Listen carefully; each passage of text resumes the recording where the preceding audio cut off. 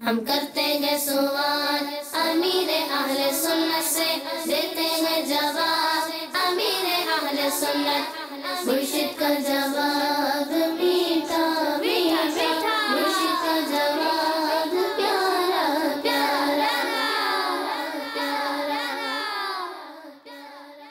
مدنی منوں کے سوالات اور امیر اہل سنت کے جوابات لیے حاضر خدمت ہیں۔ اب بڑھتے ہیں عماد بھائی کی جانب۔ آپ خیریت سے ہیں؟ الحمدللہ رب العالمین علی کل حال۔ کیا تیاری ہے؟ کیا کیا مدنی گلدستے ہیں؟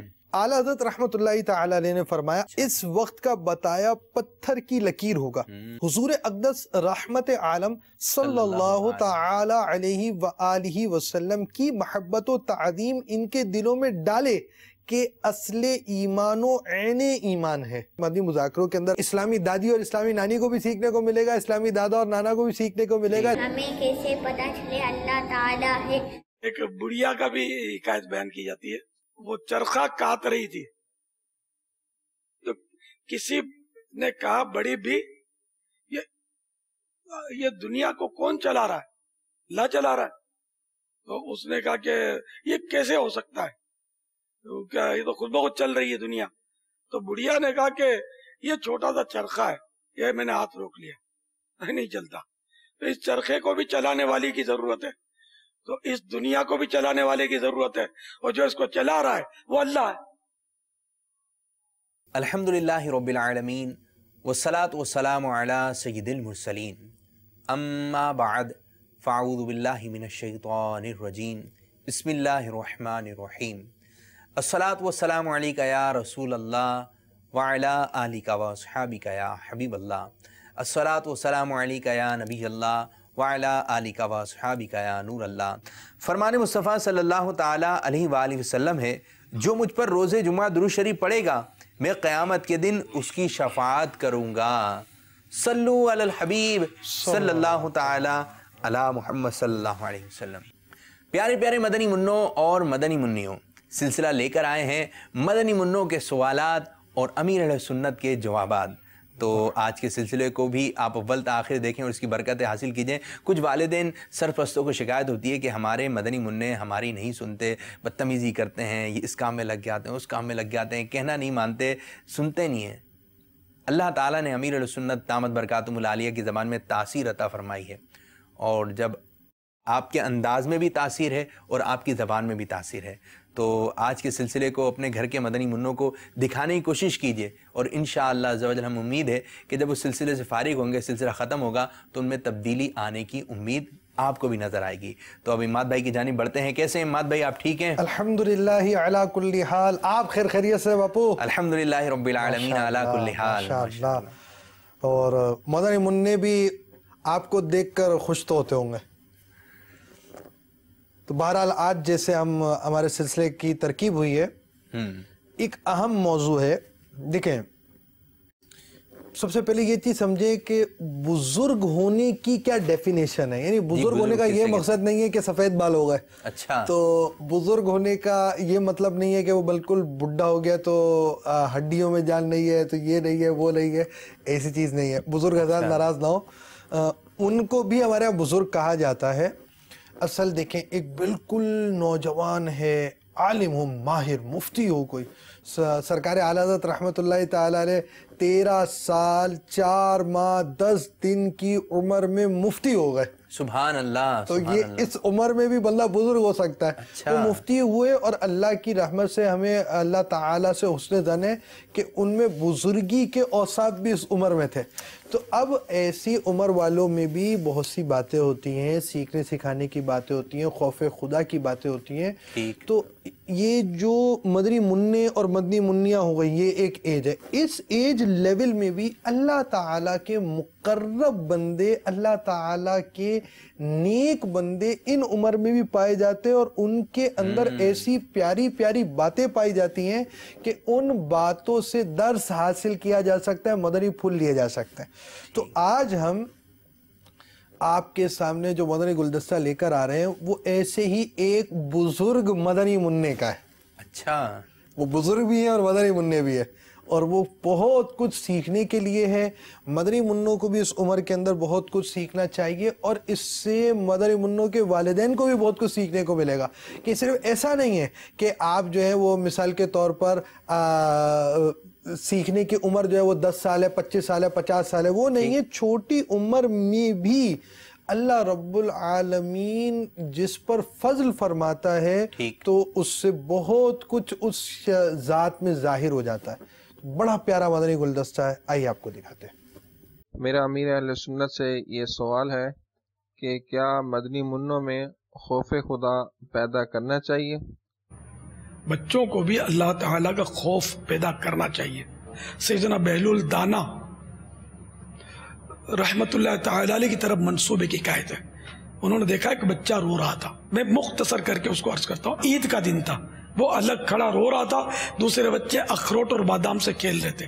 اس دور میں اخروٹ اور بادام سے کھیلتے ہوں گے، اب وہ گیند بلے سے اور بال سے بچے کھیلتے ہیں. تو آپ نے اس کے بچے پر دست شفقت پھیرا، بیٹا رو مت، تم کو میں اخروٹ اور بادام دلا دیتا ہوں، تم بھی بچوں کے ساتھ کھیلنا. تو اس نے سر اٹھا کر کہا اے بہلول، نام لیا، بہت پہنچا ہوا بچہ تھا، اے بہلول، اے بہلول، کیا ہم کھیلنے کے لیے پیدا ہوئے ہیں؟ حضرت سیدنا بہلول دانا رحمت اللہ تعالی علیہ چونکے، یہ بچہ تو بڑا کوئی سمجھدار معلوم ہوتا ہے، پہنچا ہوا معلوم ہوتا ہے. پھر اس سے آپ نے نصیحت طلب کی اور اس نے کچھ عربی اشعار پڑھے اور اس کو یہ بھی کہا کہ تم کو اتنا خوف اس عمر میں کیسے پیدا ہو گیا؟ تم تو ابھی نابالغ ہو.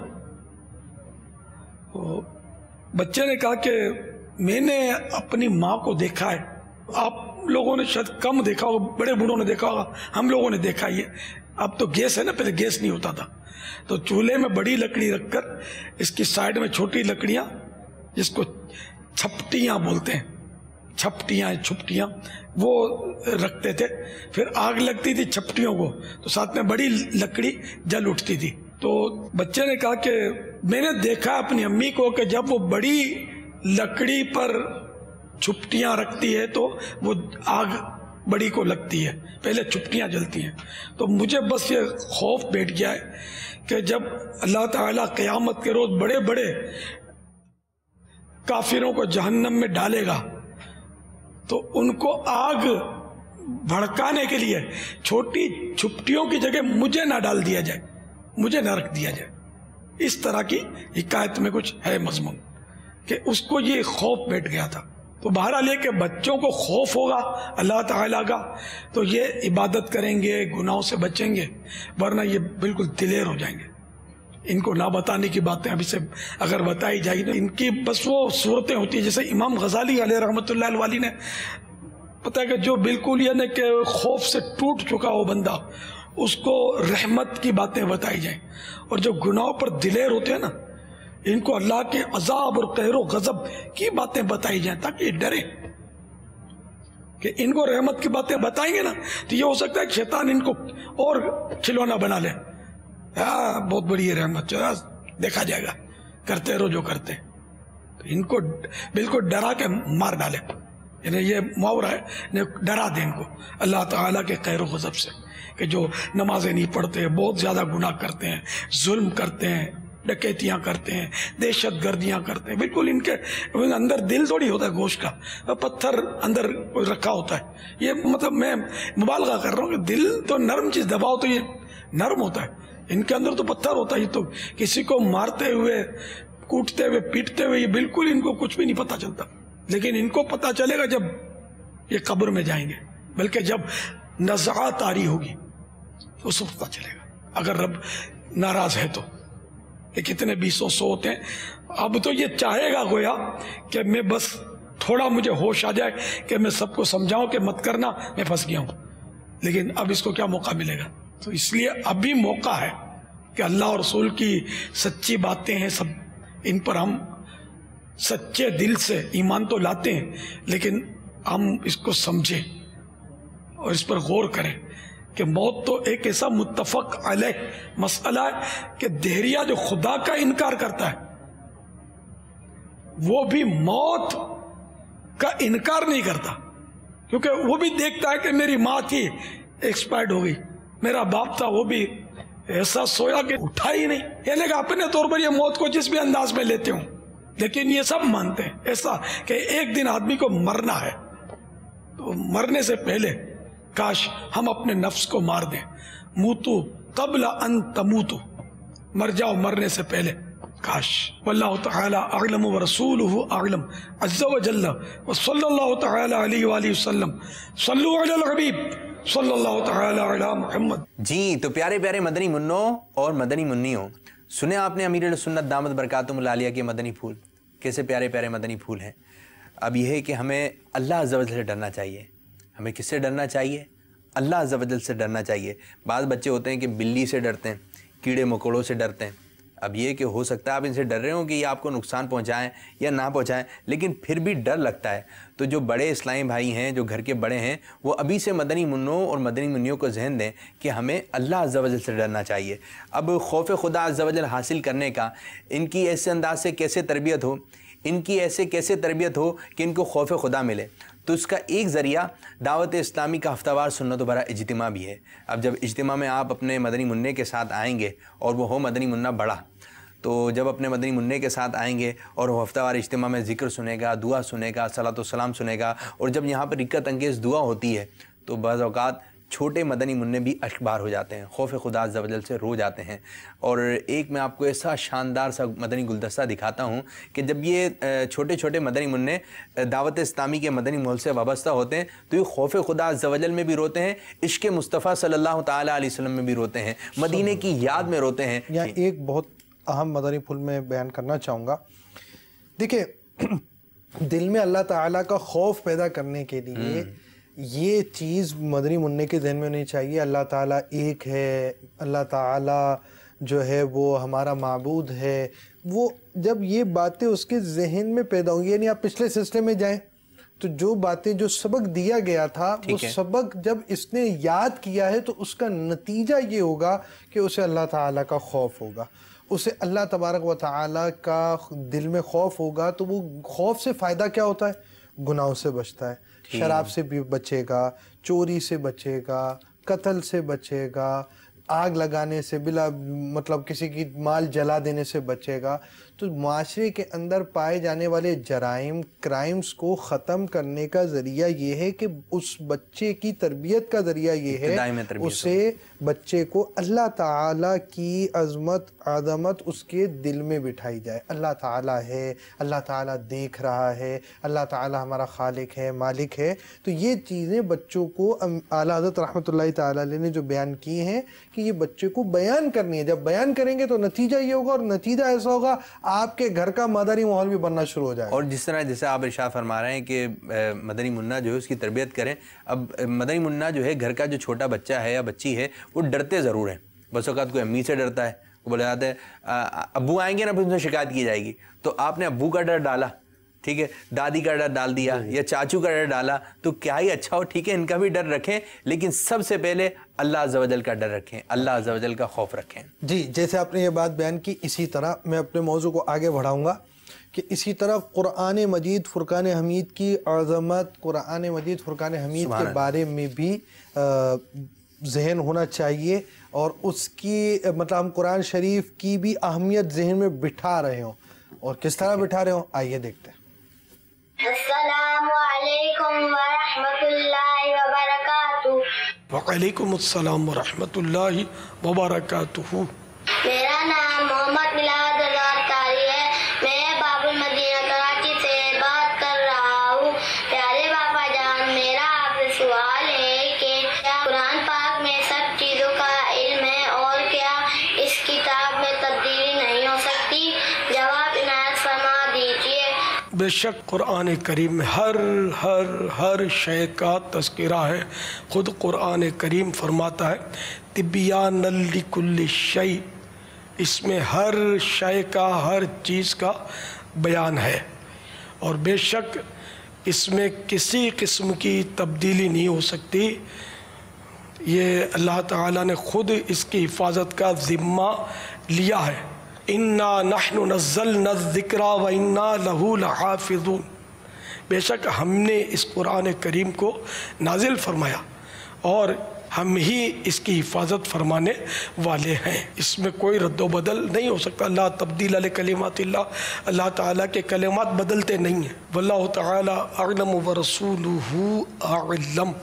अज़्ज़ व जल्ल व सल्लल्लाहु ताला अलैहि व आलिहि वसल्लम सल्लू अलल हबीब सल्लल्लाहु ताला अला मुहम्मद। तो प्यारे प्यारे मदनी मुन्नों और मदनी मुन्नियों, कुरान पाक में हर चीज़ का इल्म है और कुरान पाक में एक लफ्ज़ तो दूर की बात, एक हर्फ तो दूर की बात, ज़बर ज़ेर की भी तब्दीली नहीं हो सकती। और कुरान पाक में ये बात भी ख़ास पाई जाती है कि इस कुरान करीम को मुसलमान का बच्चा बच्चा हिफ्ज़ कर लेता है। अब कोई जो है वो 6 साल का होता है तो उसको हिफ्ज़ कर लेता है, कोई 8 साल का होता है उसको हिफ्ज़ कर लेता है। और हमारे गौसे पाक रहमतुल्लाहि ताला अलैह जब आपकी विलादत हुई तो आप 18 पारों के हाफिज़ थे। सुभान अल्लाह। और बाज़ मदनी मुन्ने ऐसे होते हैं कि कम वक्त में हिफ्ज़ कर लेते हैं। अब ये है कि इस दौर में भी ये जो है नज़ारे आम हैं। कोई मदनी मुन्ना है, जैसे हमारे मदरसा मदीना के बाज़ मदनी मुन्ने 10 माह में हिफ्ज़ कर लिया, किसी ने 5 माह में हिफ्ज़ कर लिया। एक मैं आपको बड़ा दिलचस्प वाक़या सुनाऊँ कि सनद तकसीम हो रही थी, अमीरुल सुन्नत दामत बरकातुहुल आलिया अपने दोनों हाथों से जो है तकसीम फरमा रहे थे सनद। एक ऐसा मदनी मुन्ना आया कि उसके दोनों हाथ नहीं थे। वो कहते ना जज्बा किसी का सगा नहीं होता, उसके दोनों हाथ नहीं थे। अमीरुल सुन्नत दामत बरकातुहुल आलिया को बताया गया कि इस मदनी मुन्ने ने 3 माह में पूरा कलाम पाक हिफ्ज़ किया है। तो कितनी प्यारी बात है, कितनी बड़ी बात है। इसी तरह हमारे मदरसतुल मदीना गोदरा कॉलोनी के एक मदनी मुन्ने ने 2 माह में कलाम पाक हिफ्ज़ किया। माशाअल्लाह। और हमारे आला हज़रत रहमतुल्लाहि ताला अलैह की क्या शान है, क्या बात है कि आला हज़रत रहमतुल्लाहि ताला अलैह ने 1 माह में कुरान पाक हिफ्ज़ करने की सादत हासिल की। तो अल्लाह मुझे हाफिज़ कुरान बना दे, अल्लाह मुझे हाफिज़ कुरान बना दे, कुरान के अहकाम पे भी मुझको चला दे। आमीन आमीन बिजाहिन नबीशिल अमीन सल्लल्लाहु ताला अलैहि वालैहि वसल्लम। अल्लाह अज़्ज़ वजल कुरान की मोहब्बत अता फरमाए। आमीन। जी देखें, ये कुरान मजीद फुरकान हमीद के ताल्लुक़ से इस तरह मदनी फूल जब घर में बयान होंगे तो कुरान की मोहब्बत पैदा होगी। जब मोहब्बत पैदा होगी, इसकी तरफ रग़बत पैदा होगी, इस कुरान को अपना इमाम बनाकर इस कुरान की पैरवी करेगा, पीछे चलेगा, कुरानी तालीमात पर अमल करेगा। तो कुरानी तालीमात पर भी अमल करना है। आला हज़रत रहमतुल्लाहि ताला अलैह का तर्जमा भी पढ़ें और इस पे तफसीर जो है वो पढ़ें। अगर मुश्किल तफसीरें नहीं पढ़ सकते तो अब तो दावत इस्लामी ने सिरातुल जिनान दे दी है, वो पढ़ें और उसको समझें। आहिस्ता आहिस्ता आहिस्ता आहिस्ता जिसकी जैसी उम्र होगी उसके साथ साथ ये चीज़ें समझ में आएंगी। कुरान पाक भी पढ़ना है, सही भी पढ़ना है। जिसने जितना हिफ्ज़ किया है वो हिफ्ज़ उसको बाकी भी रखना है, कुरान की तालीमात भी समझनी और उस पर अमल भी करना है। तो ये सारी चीज़ें उसी वक्त होंगी जब घर के अंदर कुरान पाक की तालीमात पर, कुरान मजीद फुरकान हमीद पर अमल करने का जहन दिया जाएगा। बहरहाल अल्लाह ताला की ज़ात की अहमियत हमारे जहन में बैठी होगी कि अल्लाह ही हमारा खालिक है, मालिक है। ये किताब अल्लाह ताला का पाकीज़ा कलाम है, हमें इसकी पैरवी करनी है। और इसके साथ साथ अंबिया किराम अलैहिमुस्सलातु व तस्लीमात की अज़मत दिल में होगी और मज़ीद सहाबा किराम अलैहिम रिज़वान, अहले बैत अतहार रिज़वानुल्लाहि ताला अलैहिम अजमईन की अहमियत जहन में होगी तो इंशाअल्लाह रहमान दिल की सफाई होना शुरू हो जाएगी और ऐसा माशरा हो जाएगा जैसा माशरा चाहिए। ठीक। तो अब आपको हम लेकर चलते हैं प्यारे आका सल्लल्लाहु ताला अलैहि वसल्लम के ताल्लुक़ से हमें क्या सोच रखनी चाहिए, क्या एतक़ाद रखना चाहिए वग़ैरह। और इसका एक बड़ा प्यारा सा मीठा मीठा ऐसा मीठा मदनी गुलदस्ता दिखाते हैं कि सारे मदनी मुन्ने जब ये जुमला सुनेंगे ना जो मदनी मुन्ने का पहला है तो वो फौरन दोहराने बैठ जाए शायद कि वो इतना मशहूर जुमला होगा। दिखाइए जी। वालेकुम अस्सलाम व रहमतुल्लाहि व बरकातुह। Ewe amira ahli sunna, watoto wengi wanaimba kasida nuri wala aya he nuri legal aya he, yani mwenye nuru amekuja. Nini maana nuru? Na je tuweza tukaiona hiyo nuru? अमीर अहले सुन्नत दामत बरकातुहुल आलिया की बारगाह में मदनी मुन्ना ये अर्ज़ कर रहा है کہ مدنی منع یہ نعت بہت پڑھتے ہیں، نور والا آیا ہے، نور کا کیا مطلب ہے اور یہ نور ہم دیکھ سکتے ہیں؟ نور تو اصل تو روشنی کو بولتے ہیں، اور نور کا معنی جو ہے وہ شے کہ جو خود روشن ہو اور دوسروں کو روشن کر دے. جیسے یہ لائٹ ہوتی ہے، چاند ہے، سورج ہے. پھر اس نور کی دو قسمیں ہوتی ہیں. ایک نور وہ ہوتا ہے جو حسی ہوتا ہے، یعنی جو باقاعدہ ہمیں نظر آتا ہے، محسوس ہوتا ہے، جیسے یہ لائٹ محسوس ہوتی ہے، سورج محسوس ہوتا ہے، چاند محسوس ہوتا ہے. یہ سارے کے سارے خود بھی روشن ہیں، دوسروں کو بھی روشن کر رہے ہیں اور محسوس بھی ہوتے ہیں. اور دوسرا نور، اس کو نور عقلی بھی بولتے ہیں، نور معنوی بھی بولتے ہیں. یعنی وہ نور کہ جو بظاہر تو ہمیں نظر نہیں آتا، لیکن وہ ایسی وہ عقل کے طور پر ایسی روشن شے ہوتی ہے کہ جو خود بھی روشن ہوتی ہے اور دوسروں کو بھی راہ دکھاتی ہے. جیسے قرآن ہے تو قرآن کو بھی نور قرار دیا گیا کہ قرآن کے ذریعے راستہ نظر آتا ہے. نبی رحمت شفیع امت صلی اللہ تعالیٰ علیہ وآلہ وسلم کی ذات گرامی ہیں، تو آپ علیہ الصلوۃ والسلام حسی نور بھی ہیں، معنوی نور بھی ہیں. یعنی حس کے اعتبار سے یہ کہ آپ علیہ الصلوۃ والسلام میں نور نظر بھی آتا ہے، اور معنوی اس اعتبار سے کہ آپ لوگوں کو راہ دکھاتے ہیں.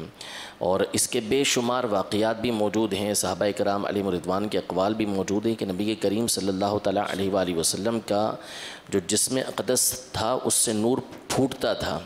بی بی عائشہ رضی اللہ تعالیٰ عنہا کی احادیث طیبہ اس حوالے سے کافی ساری ہیں.